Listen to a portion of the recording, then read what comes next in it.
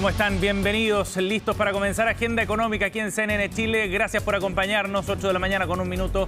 Día viernes, cerrando la semana. En este 16 de junio tenemos 30 minutos de informaciones y las noticias más importantes del día, como siempre, para dejarlos bien informados. Estos son nuestros titulares con un adelanto de lo que estaremos revisando en los próximos minutos. Les vamos a contar, por ejemplo, del documento de 33 páginas que ha publicado ya el gobierno, donde se trazan las primeras definiciones y plazos también, eso es lo más interesante, para el desarrollo del Plan Nacional del Litio. La licitación, por ejemplo, para los permisos de exploración se va a desarrollar a comienzos del próximo año. Eso es lo que establece este documento que se ha conocido el día de ayer y que se analiza en detalle porque empieza a dar cierta certeza ya de cuál va a ser el cronograma para el despliegue de esta iniciativa que sabemos ha generado harta controversia en el momento del anuncio el mes pasado por parte del presidente Gabriel Boric. Vamos a contarles en qué consiste este documento y también cuáles son las fechas más relevantes que se traza en los primeros pasos más concretos de la iniciativa. También vamos a abordar en profundidad los pasos que está dando el ministro de Hacienda, Mario Marcel, para alcanzar este pacto fiscal. Ha sostenido una serie de reuniones con gremios, con partidos. Hoy día también tendrá otras con algunos centros de estudios para poder abordar esta iniciativa que lo que busca es un pacto fiscal lo más amplio posible desde el punto de vista del espectro político y con certidumbre, sobre todo al mundo privado, con largo plazo. De hecho, ayer se planteaba un concepto que instaló sobre la mesa del Partido de Formación Demócratas y que tiene que ver con la invariabilidad tributaria, es decir, que no haya cambios en un plazo de 10 años y que eso quede incluido dentro de este pacto fiscal. El ministro Marcel no descartaba esa posibilidad, pero primero hay que llegar a acuerdos, decía, y con urgencia. Tiene que ser ahora esta negociación para poder alcanzar este pacto fiscal. Siguen las reuniones hoy día, les vamos a contar con quién se va a encontrar el ministro Mario Marcel. Y también vamos a hablar de lo que está ocurriendo con el mercado inmobiliario y con una buena noticia para aquellos que quieren acceder a su vivienda, porque la tasa de créditos hipotecarios está bajando y ya ha llegado a su menor nivel desde enero del año 2022.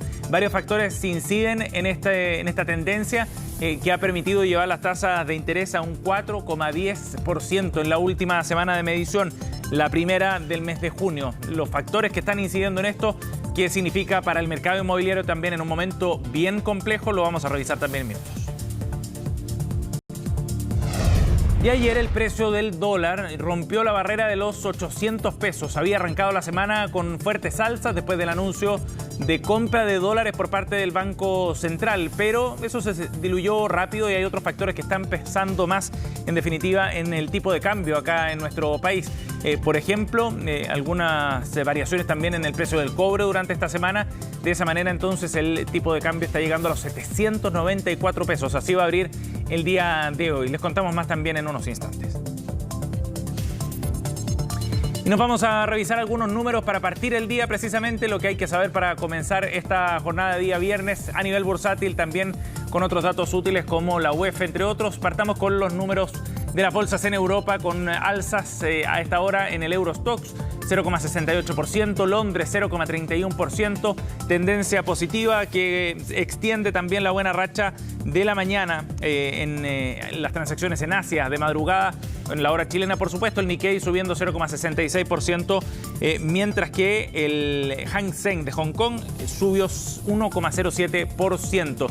Y les contábamos también respecto a lo que está pasando con el precio del dólar, 794 pesos fue el cierre de la moneda norteamericana, las transacciones del día de ayer, mientras la bolsa chilena subió 0,44%, llegó a los 5.741 puntos. Mientras el cobre a esta hora está subiendo nuevamente, se acerca otra vez a los $4 la libra en el mercado internacional. La UEF, por último, como último dato, 36.072 es la cotización para el día de hoy para la unidad de fomento. Bien, 8:06. Vamos entonces a comenzar nuestra revisión y partamos hablando del concepto que ha instalado el gobierno en torno a la reforma tributaria. Habla de un pacto fiscal y eso implica generar acuerdos mucho más amplios de lo que se había planteado inicialmente. El gobierno está tratando de alinear a los partidos políticos primero y no buscar votos uno por uno en la Cámara Baja y en el Congreso en general, porque requiere un respaldo amplio en el Senado para instalar nuevamente este proyecto de ley tras el rechazo que sufrió en marzo. En torno a eso están girando las conversaciones que encabeza el ministro de Hacienda, Mario Marcel. De eso nos va a contar en la siguiente nota Estefanía Bustamante. Evitar otro trago amargo en el Congreso con las reformas tributaria y previsional. Tiene al gobierno tocando todas las puertas necesarias, con un pacto fiscal que fue el foco en Cerro Castillo, donde Boric llamó a sus partidos a buscar el entendimiento con la oposición. Necesitamos mejor crecimiento, por cierto, pero necesitamos también un sistema más justo, no para llenarle los bolsillos al Estado, sino para financiar, entre otras cosas, la mitad de los recursos que estamos pensando recaudar es para mejorar la pensión garantizada universal, para que no haya ninguna persona en Chile que tenga una pensión inferior a 250.000 pesos. PGU disminuir listas de espera y política nacional de cuidados, los puntos que según el oficialismo serían de consenso transversal para financiarse a través del pacto tributario. Son 5 ejes los que expuso el ministro de Hacienda al cónclave oficialista. Los pactos se construyen conversando. No se construyen a través de declaraciones. Y creo que todo el mundo entiende que es necesario conversar. Si el tema tributario no lo resolvemos bien ahora, no es un tema que vaya a desaparecer. El camino no será fácil para Marcel, considerando las próximas reuniones que tendrá con la oposición. Sector que, si bien no ha formalizado sus propuestas, deslizó sus líneas rojas, las que traspasaron la negociación parlamentaria. El expresidente se sumó a los cuestionamientos de su sector porque desde la derecha ya han adelantado que su postura no será de lo más flexible. Yo creo que necesitamos un pacto fiscal, pero no puede ser que la única motivación sea aumentar y aumentar los impuestos y sacarle más y más plata a los chilenos. Primero tenemos que racionalizar el gasto público. Van a encontrarse contra una pared. No va a haber espacio para poder discutir esa misma reforma. Me parece bien que estemos hablando de pacto fiscal y no solamente de reforma tributaria. En ese pacto fiscal tiene que estar el crecimiento económico. El esquema trabajado por Hacienda incluye en su 5º eje cuál será el aporte del financiamiento pactado al crecimiento económico, entre otros las prioridades de gasto y las modificaciones que se harán al proyecto tributario. Se parece mucho a el acuerdo que el propio presidente Piñera suscribió con el gobierno en el año 90. Había sectores en aquella época que estaban muy en desacuerdo, pero el propio presidente Piñera tuvo el liderazgo. Liderazgo que ahora deberá tener el jefe de Hacienda, que ha sostenido varias rondas de reuniones con diferentes actores políticos y empresariales. Hoy lo hizo con el Partido de la Gente y la próxima semana con Renovación Nacional y la DC. Vamos a dialogar y colaborar, no nos cerramos a nada, creemos que es necesario este trabajo prelegislativo, pero sí vamos a velar que no se le suba impuestos a la clase media. Creo que necesariamente va a ser una reforma más, por así decirlo, más austera de lo que se había pensado originalmente en el proyecto. El consenso se requiere necesariamente un acuerdo con la oposición. Por eso el Ejecutivo aún debe agendar el diálogo con Evópoli, la UDI y republicanos. Todos para cumplir el compromiso de insistir con la reforma tributaria a fines de julio en el Senado. 8:10. Vamos a ir a otro tema. Como les contábamos, esta semana se publicó un documento que aterriza de alguna manera algunos aspectos bien importantes de la Estrategia Nacional del Litio que está desarrollando el gobierno y que establece fechas, por ejemplo, ya más concretas para poder comenzar con este proceso que ha sido bien discutido, que ha recibido algunas críticas y que cambia de alguna manera la forma en la que se ha desarrollado la industria minera del litio durante las últimas décadas. Entre otros puntos, el gobierno está planeando licitar a los privados los permisos de explotación de litio durante el primer semestre de 2024, según lo que establece este documento de 33 páginas, donde básicamente se detallan los objetivos que tiene esta política y le pone fecha, como decíamos, a algunos de los pasos más relevantes en esta materia. De esta forma, entonces, por primera vez queda establecida una fecha concreta para esto.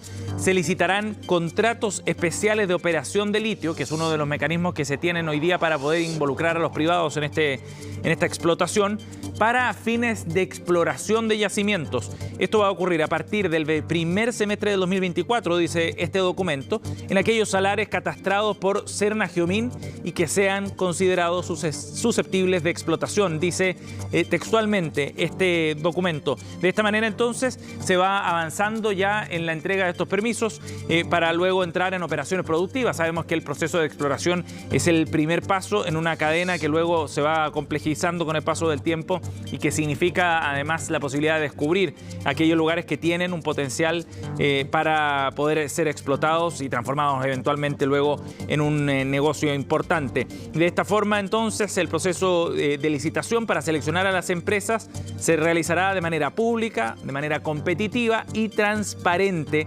De esa forma, entonces, se va a asignar este tipo de contratos. De todas formas, el mismo documento establece que las ofertas deben incluir informes e instrumentos para mantener al Estado actualizado, una propuesta de plan de generación de valor local y encadenamientos productivos, un concepto que para el gobierno es muy relevante. De todas maneras, esto no significa que la producción se vaya a concretar en un corto plazo.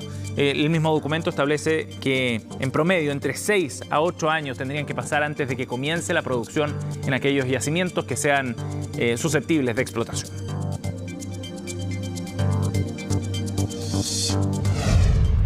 Bien, y nos vamos ahora a revisar lo que ha ocurrido con el precio del dólar, que ayer rompió la barrera, como les contábamos, de los 800 pesos, llegó a los 794, impulsado por varios factores.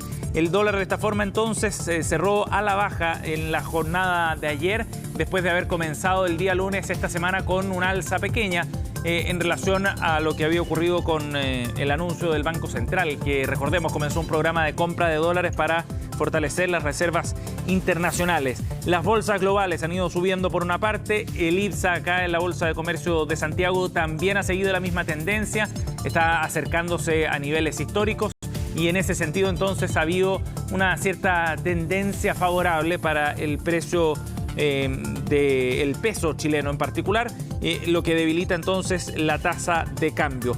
Recordemos además que esta semana se adoptó una decisión bien relevante por parte de la Reserva Federal de los Estados Unidos de hacer una pausa en su proceso de alza de tasas y eso también ha empujado entonces al tipo de cambio a estos niveles. Por otra parte, a nivel internacional, las bolsas, como decíamos, han ido al alza. Ya les contábamos lo que había ocurrido en Asia, por ejemplo, durante esta mañana. Y de esa manera, entonces, se está presionando también al tipo de cambio. Atentos a lo que ha hecho también el Banco Central Europeo, porque los bancos centrales están actuando, a diferencia de lo que ocurría hace algunos meses atrás, de manera distinta. El Banco Central Europeo decidió subir su tasa de interés de referencia. De todas maneras, el precio del dólar sigue lejos de los mínimos que habíamos visto en torno al mes de mayo, de 786 pesos. Ya veremos qué es lo que ocurre hoy día cuando el precio del cobre ha subido, sí, bien digo, hasta los $3.90 la libra a esta hora las transacciones en el mercado internacional.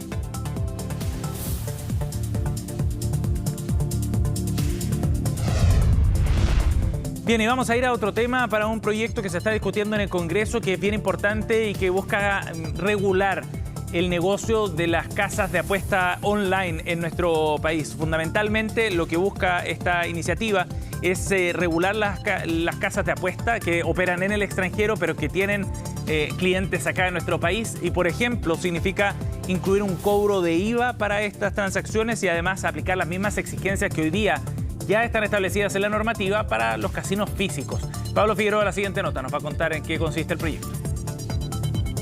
Por eso, en Chile contamos con esos estándares y nos preocupamos de tomar todos los resguardos posibles. No hay tiempo que no valga ni deuda que no llegue, o así al menos lo ven en el Ministerio de Hacienda.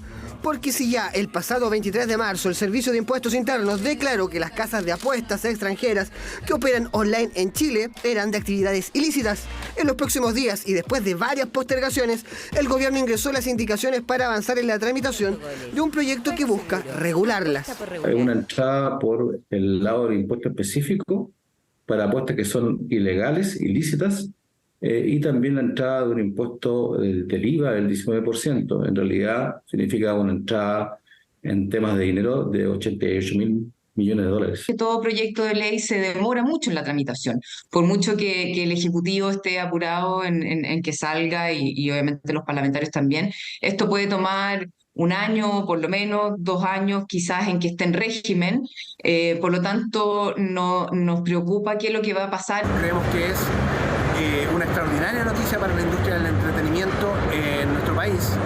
En Stellar Bet estamos disponibles para cumplir con esta nueva regulación, estamos disponibles para cumplir con los aspectos tributarios de ella. Quiere decir de que estas plataformas de apuestas online se instalaron en Chile, vieron un espacio, un vacío legal y empezaron a desarrollarse, digamos, con una facilidad inusual para un negocio que mueve prácticamente 180 millones de dólares al año y con una evasión tributaria en torno a los 70 millones de dólares. El proyecto en sí se votará la próxima semana en la Comisión de Economía de la Cámara de Diputados, el cual ingresó con el gobierno anterior al finalizar su mandato y al que se le acaban de ingresar la última batería de indicaciones, donde destaca el cambio que se establece de la aplicación del impuesto específico del 20% y que no será sustitutivo del IVA. Lo que nosotros hemos hecho con las indicaciones es poner en una misma cancha, si uno quiere, lo que son los casinos, que es lo que son las plataformas en línea. Por tanto, los casinos hoy día pagan IVA, las plataformas online también van a pagar IVA. Y adicionalmente, los casinos hoy día tienen un impuesto específico del 20%, por tanto, las plataformas también van a tener ese impuesto específico del 20%. El juego online tiene una serie de externalidades negativas, induce al vicio, hay problemas de adicciones, hay menores que acceden hoy día al juego online, tiene una serie de problemáticas. Introducir un impuesto elevado es una buena cosa para hoy día este proyecto. Incluso nosotros creemos que este 20% es poco, esto debería ser superior. De aprobarse el proyecto, además, habrá más requisitos. Las sociedades de apuestas online se deberán constituir y funcionar con un máximo de 10 accionistas, justificar el origen y la suficiencia de los fondos y contar con un capital mínimo de 2.000 UTM. Además de cumplir con todos los requisitos técnicos para la operación que establezca la superintendencia. Y una ruleta exclusiva con Dilos en Los 8:18, nos vamos a la pausa, ya seguimos con más de Agenda Económica.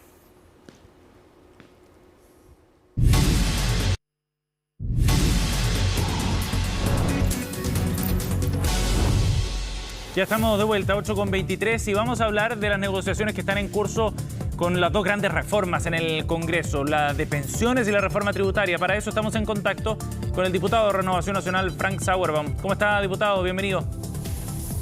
Muy bien, buenos días. Buenos días, gracias por conversar con nosotros. Diputado, bueno, partamos por la reforma de pensiones. Considerando lo que ha ocurrido esta semana, se han reunido con la ministra del Trabajo, Janet Jara, las conversaciones siguen en curso y hay, al parecer, más apertura, da la impresión de parte de ambas partes para poder llegar a un acuerdo efectivamente y darle viabilidad política en definitiva.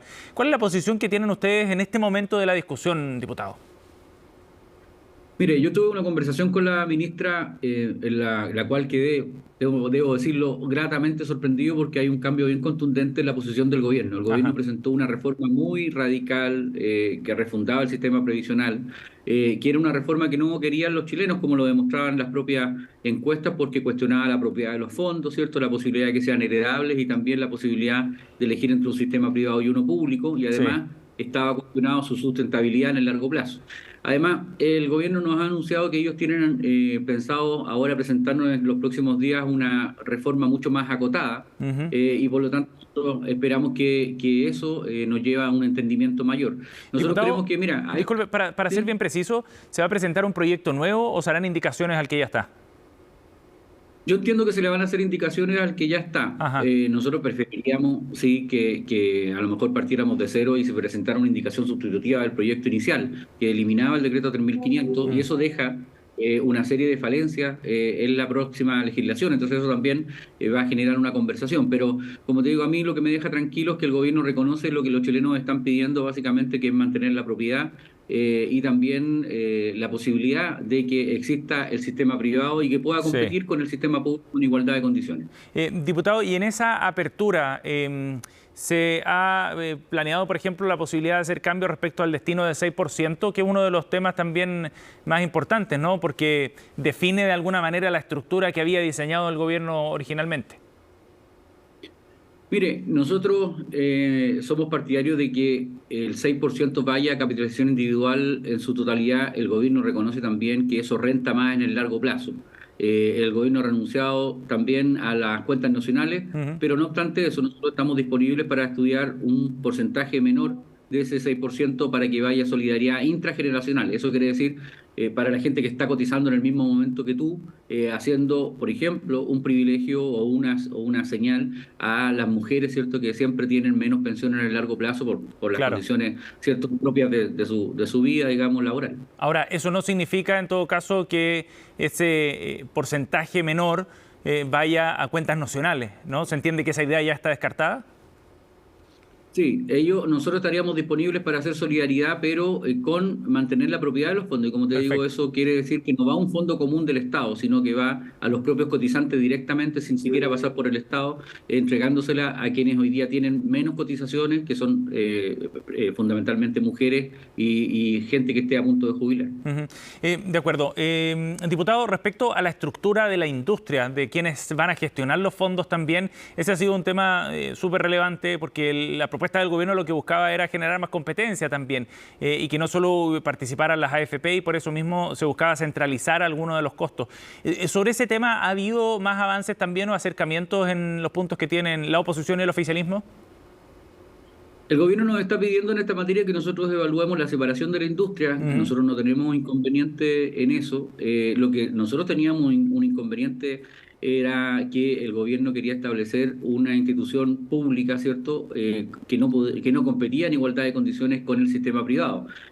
Por una serie de cosas, entre otras cosas, por ejemplo, establecía que los nuevos cotizantes entraban por default, o sea, por defecto, a la nueva institucionalidad pública y no a un sistema privado. Entonces, lo que nosotros le hemos dicho al gobierno, nosotros no tenemos ningún problema que el gobierno tenga su propia institución como una FP estatal, por decirlo de alguna manera, y que compita en igualdad de condiciones con el sector privado. Lo que sí ellos nos están pidiendo, como te digo, es que hagamos una separación de la industria entre quienes hacen las inversiones y quienes administran.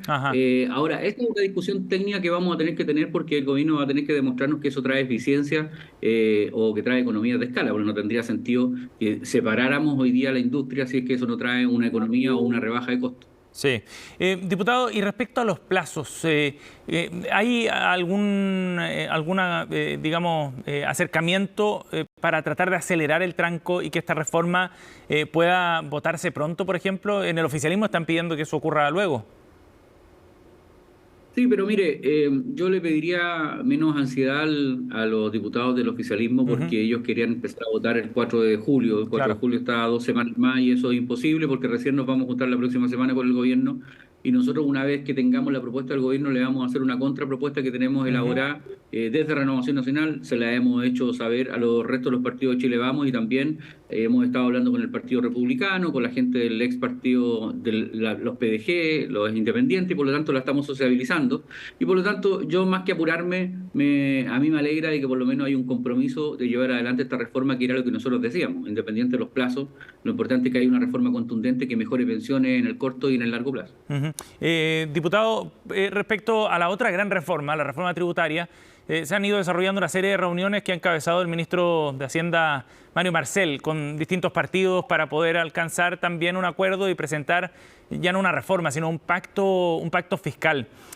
¿Cómo han visto ustedes esa disposición que ha mostrado el gobierno? ¿Hay apertura también para llegar con ese proyecto nuevo? Acá está condicionado también porque necesitan 2/3 de los votos en el Senado para insistir con la iniciativa.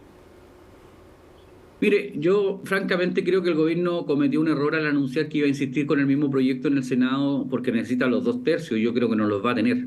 Renovación Nacional, por lo menos lo que conversamos el martes con los senadores y los diputados, no está en condiciones de aprobar esa reforma como estaba.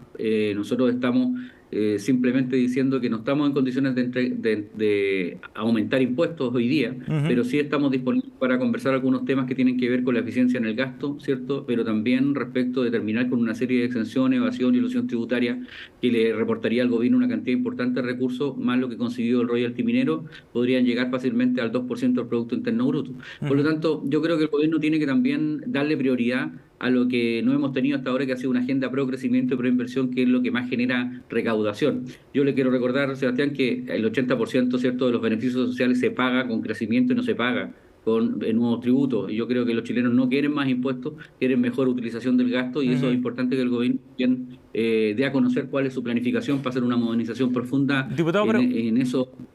en ese gasto que es tan relevante. Pero coinciden con el ministro Marcel en que es necesario cerrar este tema y dar cierta certeza, digamos, de más largo plazo en torno a temas tributarios.